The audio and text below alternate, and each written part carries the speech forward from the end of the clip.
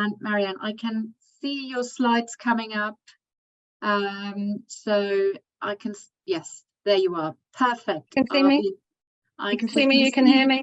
We can see you, we can hear you. So over to you, and I'm sure it will be a very engaging and thought-provoking conversation we're going to have. Thank you, Marianne. Over to you.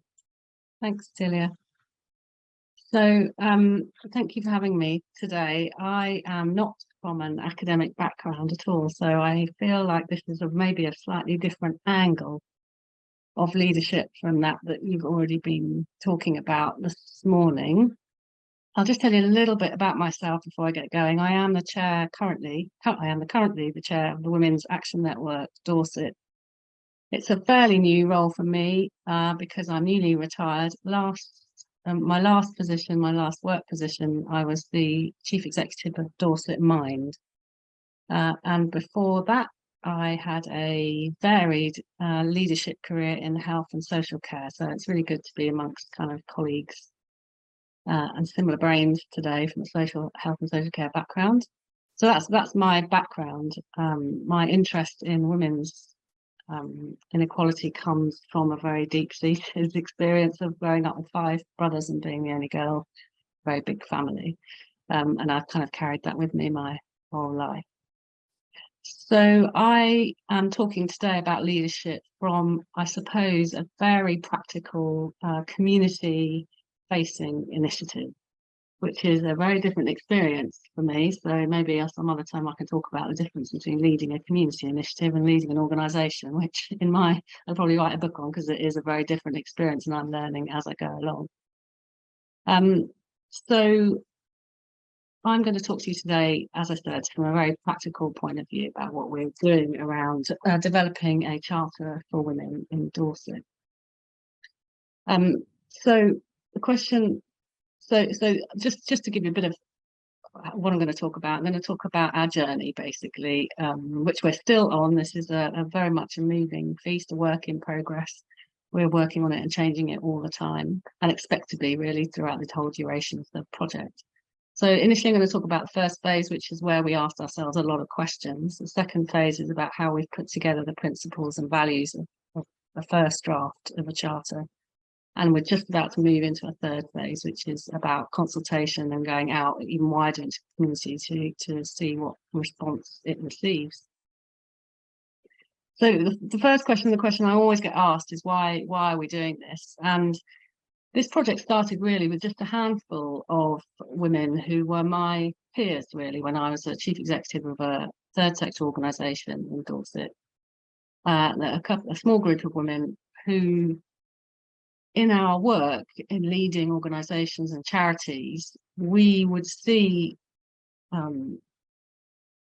gender-related inequality play out in how we were leading our organisations, either within the organisation itself. Charities do tend to be very female dominated, or in the work we were doing. So my field was mental health, for example, and it was very evident in certain areas that there was a very gender related tendency in some fields.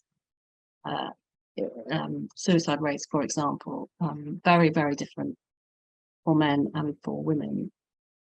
So this small group of CEOs, we had a conversation about how frustrated we were about what we were seeing in the news. Basically, this is what this slide is about, is increasingly stories in the news, both locally and nationally, around experiences of women that weren't the same as men, and quite often very negative.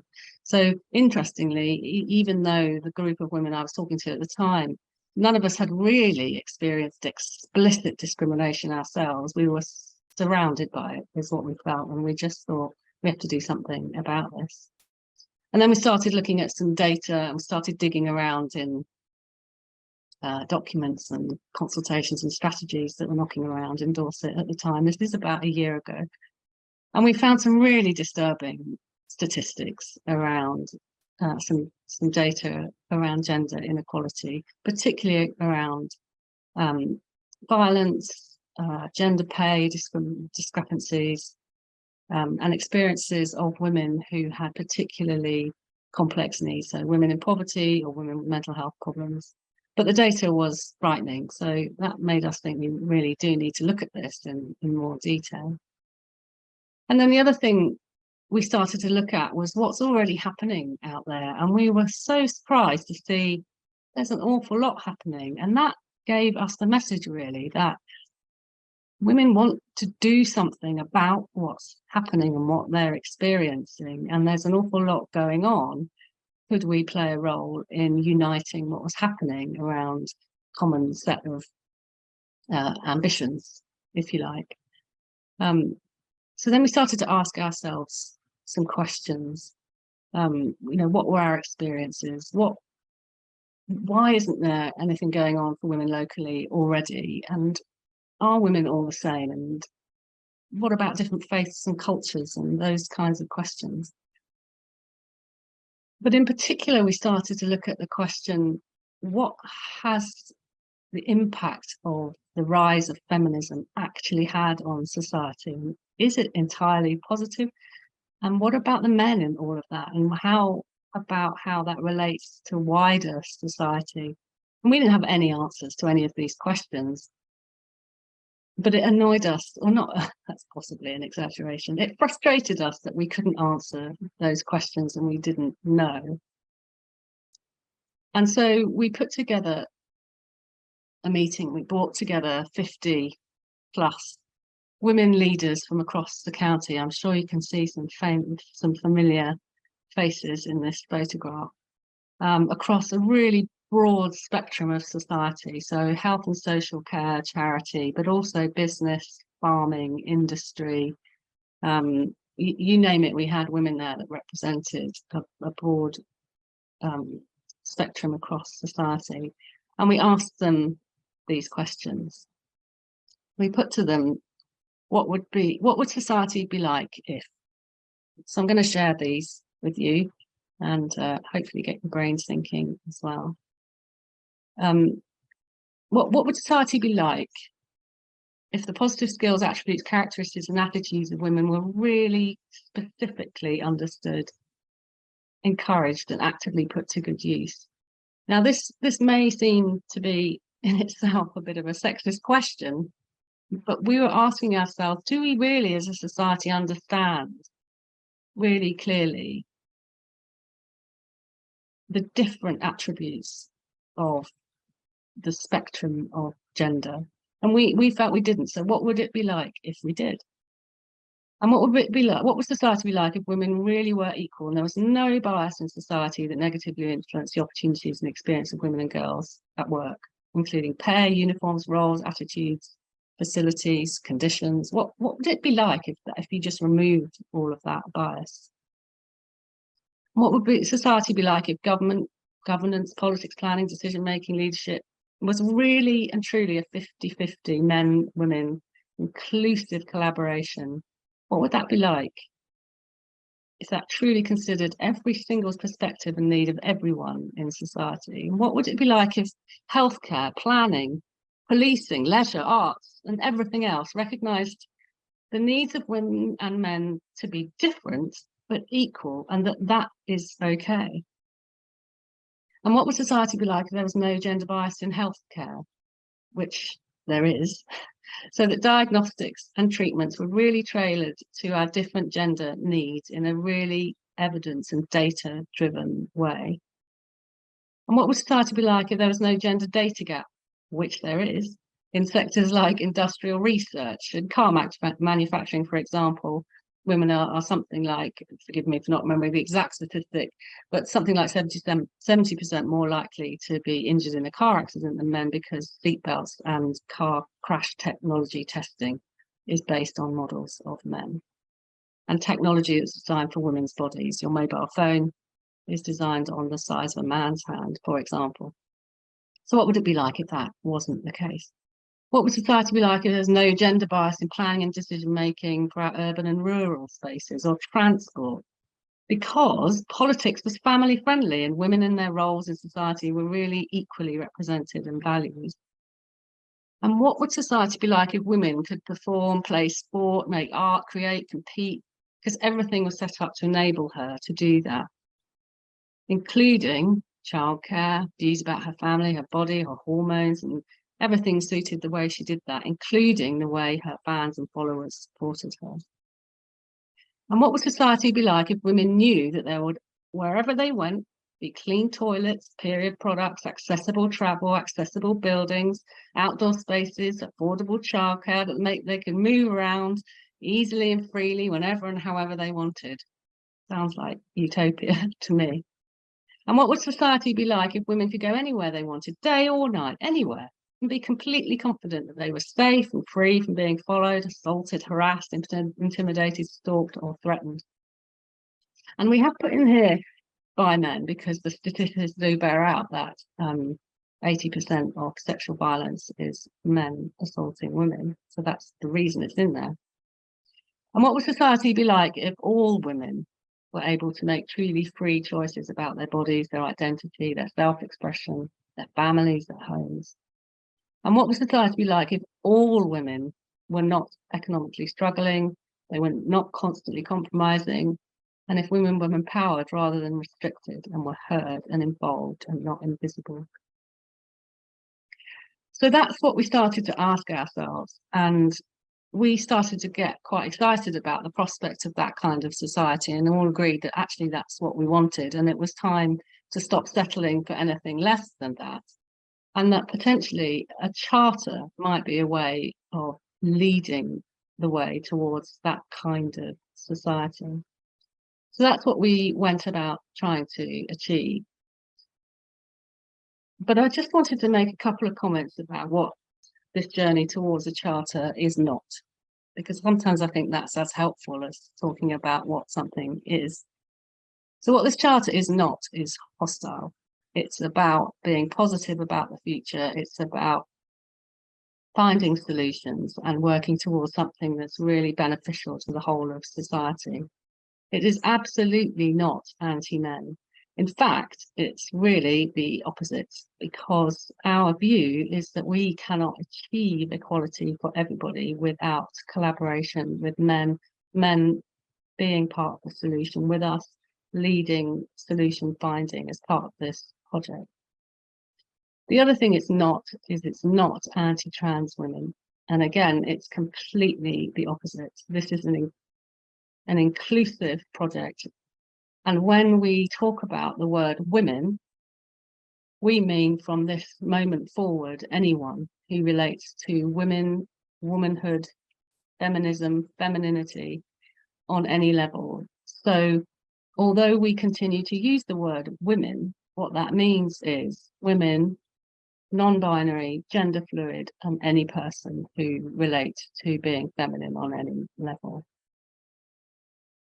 The other thing it's not is suggesting that for some reason women are inferior or need some kind of extra help. And we've had quite a lot of pushback from this, particularly from the business world, some aspects of health, suggesting why should there be something specific for women? And I referred to some statistics and data earlier on, and we continue to do that, and I'll refer to that again going forward.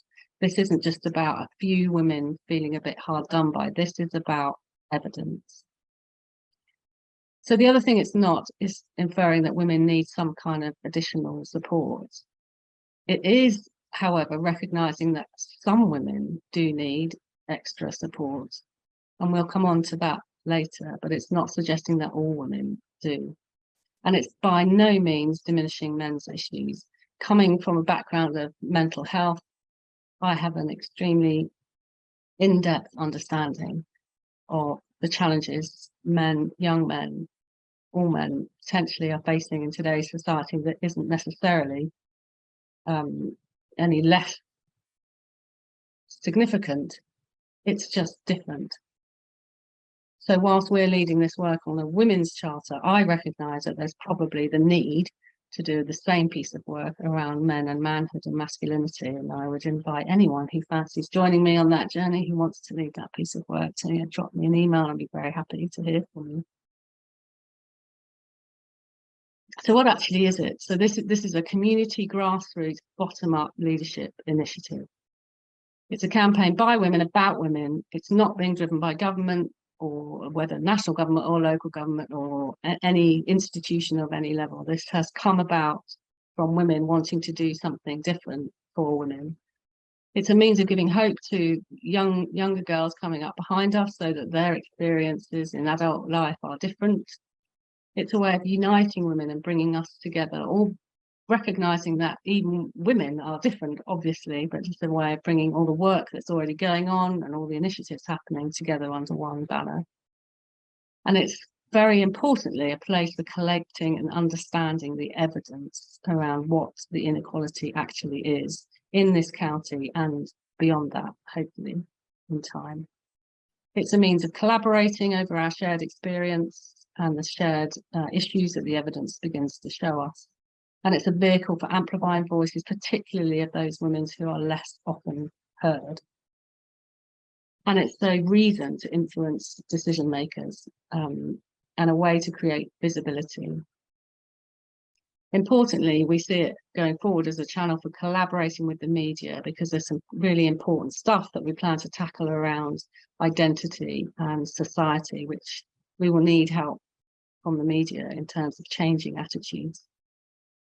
And it's a start. I'll talk later on about the aims of the Charter, but it's a start towards a more equal society. So that was how we started, and that was the first kind of exercise that we went through, and it just led us to some new branding, as you can see, and part two, which is around shaping what this Charter might actually look like. So these are the principles of the Charter. The first one I've mentioned before is that we are absolutely determined that this Charter is steeped in evidence. And if we're going to try and change anything, we need to understand what the problem is. We need to be able to measure progress, and we need to be able to tell when we've made an impact. It's about collaboration and solutions. It's about being positive. It's about working together. It's about partnerships. It's about being compassionate and inclusive. It's not about just harping on about problems and whinging about how difficult things are for some people. It's about women, men, and the binary gender construct. We have already and anticipate continuing to come up against the radical feminist issue around trans women are not women. We do not subscribe to that theory and are very inclusive around anyone of any gender identity who relates to womanhood or femininity. And we, at the same time, recognise, and we'll come on a bit to that in a minute, that there are biological differences of the sexes which have an impact, for example, on healthcare. So we do recognise that that is something that exists and it needs to be addressed in some cases in a specific way, but that can also sit alongside, actually quite comfortably, with a spectrum, a gender spectrum around people's chosen gender identity. I've mentioned before that it's one of the principles is around men being central to the success of this Charter. And then the last principle is around equality and equity. So recognising that some women will need different, more or less kind of support or approach in order to achieve equality. So we recognise that those two things need to coexist within this Charter. These are the values. I won't go through them in any particular detail because I'm sure you can. They will make logical sense to you: respect, inclusion, determination, equity, aspiration, and leadership. And this is the purpose of the Charter, 4 very clear reasons for this Charter to exist. So the first is around creating this evidence base. It's gathering evidence, putting it together, finding out what's already out there, and also where the gaps are and identifying where they need to be addressed so that everybody understands what the problem is and why a solution is required. And then it goes on to set out very clearly what women, we've used this word demand and it's still very much in discussion. At the moment, we're actually working with the expression, this sets out very clearly what women should be able to expect from a new society of sex and gender equality for women and everyone else. It's our belief that if you have equality around for women, you by default achieve equality for everyone. So the third purpose of the Charter is to propose a set of actions about how these standards can be achieved. So again, this is not an opportunity to just set out the problem. It's very much about action around how we find solutions. And it serves as a vision for the future, and one that does not tolerate inequality, bias or discrimination, and that all women can thrive in a new type of society. So we've set that out as slightly different to the Charter aims, because these aims are extremely high level and general. And again, I'll come back to being more specific in a minute, but we wanted to be really clear about why we were all here and why we were working so hard to try and achieve this quite demanding piece of work. And ultimately, it is about ridding society of gender-related discrimination.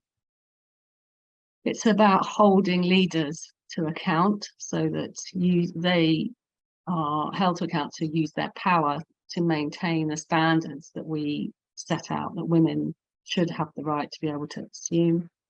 And it's about creating a shift in attitudes so that we are removing negative attitudes around sex, gender identity and expression, and more towards acknowledging the positives around that, what the attributes and positive skills and traits are of women or non-binary people or gender fluid people, and recognizing that that actually creates a better society rather than having a negative attitude towards it. So 3 incredibly ambitious aims, and taken as just that at face value, a little bit overwhelming, but I will go on to break those down into more manageable aims as we go along. So the final part of the Charter as it currently stands is that we've devolved all the work down into 9 different things, which I'll share with you shortly. I'm not going to go through them all in detail, but I'll just quickly run through so you know what they are. And each theme has 3 sections. So the first section is putting out the evidence around that theme of what the situation is around gender equality under that heading, and including a data set which we would use to measure the baseline of where we are now and how things progress over the coming years. Some of those data sets already exist, some of them within government policy documents, for example, which we would use where we should be reporting locally as the benchmark. And it won't surprise you to hear, I'm sure, that in some areas there are no existing data sets. So one of our actions would be to try and get data collected. The second section is around the standards, so it sets out what women should be able to assume from society under the particular theme. And then the third one is an action plan around what are we going to do about it. So that's how the Charter itself is set up under those 9 themes. So I'll just really quickly run through those themes, and maybe I'll have a couple of minutes just to dwell on 1 or 2 so that you get the idea of what they look like. So we've got a theme around inclusion and identity. So I won't stay on this slide long enough for you to reread it, and certainly not for all 9 of them. But this is just to give you an idea of what it looks like. So that's the sort of nature of what each thing. So we have inclusion and identity, society, leadership and politics, health, menstruation and menopause, recognizing that neither menstruation or menopause are health issues, but they do relate to women's bodies. Pregnancy, reproductive health, raising children and caring roles. So just a word out there. This also currently under discussion, this section to also include baby loss. This is a big chunky area, obviously, because it addresses the issue of childcare. Safety and justice, so this section will tackle violence and sexual violence against women, but other types of safety and justice. The criminal justice system in itself currently recognised to be quite a biased experience for women, particularly women from who have experienced poverty. Education, so women as students, but also women as educators. Economics and employment, so this is around the economics of society, but also women as experience, their experiences as employees and as employers. Arts, culture and nature, you know, there are a lot of barriers to women, particularly women from ethnic backgrounds or women with disability, accessing arts, culture and nature. Physical activity, sport and leisure. So those are our 9 headings and gives you an idea of the layout. I think Tilia said you were going to get a copy of these slides, so I'll be able to read them in more detail. So the final section is really about what happens next. So the next step is that we are forming a company to lead this piece of work. Dorset Women Community Interest Company, which will eventually become a charity. We're just appointing our directors now. We've got 8 directors, 8 women in leadership roles who will become the directors of that charity, all from Dorset. We've got a consultation meeting on the 13th of December if anyone wants to come along, and that meeting is going to be specifically around looking at the action planning under those 9 themes. So we've done the work around values, aims, principles, and the evidence piece, it won't surprise you to hear, is ongoing. So the focus of this next meeting is around what are the actions that are required to take us into next year. And then on the 13th of January next year, we'll be having a full day of networking. Again, it's a fully inclusive event, so if anyone wants to come along, very welcome. And that is about just bringing the version that we have at the moment to a final draft so that it can go out to consultation. Which we will then launch officially to the press on International Women's Day in March next year. You can find all the updates and everything that's going on social media. So that's a pretty constant flow of content from us. And as I've mentioned before, the evidence collation is an ongoing process, particularly around the 9 specific themes and the data sets that we'll be using to report against progress. So that is a whistle-stop tour through what we've been up to in the Women's Action Network and how we've been working on this project. Run out of time, Tilia, for questions, haven't I? Just about, you have, but what I'm just going to do is just give you a couple of the comments that you may be able to take away. Yes. And what I would suggest is that you put maybe some links of your network into the chat so people can reach out to you and be part of the further conversation. So Joe raised that I'd used the term allyship in my presentation and should be interested to know if there's some sort of allyship role for men supporting the charter. Yes, absolutely. 100%. 100%. Perfect. So that was a quick and easy answer to give. And Anna said that it's really crucial to support a culture change, but wonders how that's possible when women repeatedly talk themselves down in their achievements and undervalue themselves. And I guess that's the theme that we see throughout culture and within workplaces as well. And I guess that's where women don't just need the leg up, but actually a cultural shift and change, isn't it? We've talked about this quite a lot, and it will be tackled under the inclusion and identity theme. And I think my kind of limited response to that at this point is that so far our collective belief is that until we create a really clear vision of what society could look like if women did stop underplaying themselves, women can't stop underplaying themselves because they don't know what to step into, if you like. Does that make sense? So we have to start creating that and modeling it so that women know what that looks like. Because at the moment, there's a lot of complicated reasons why women don't like to be visible, for example. Many women don't like to be visible, don't like to stand up, speak, you know. There are a lot of complex reasons for that. And I think we have to try and tackle some of the reasons to allow women to sort of step into that space. But it's I can totally agree. It's an issue. Okay. thank you, Marianne, for your contribution today. Much appreciated.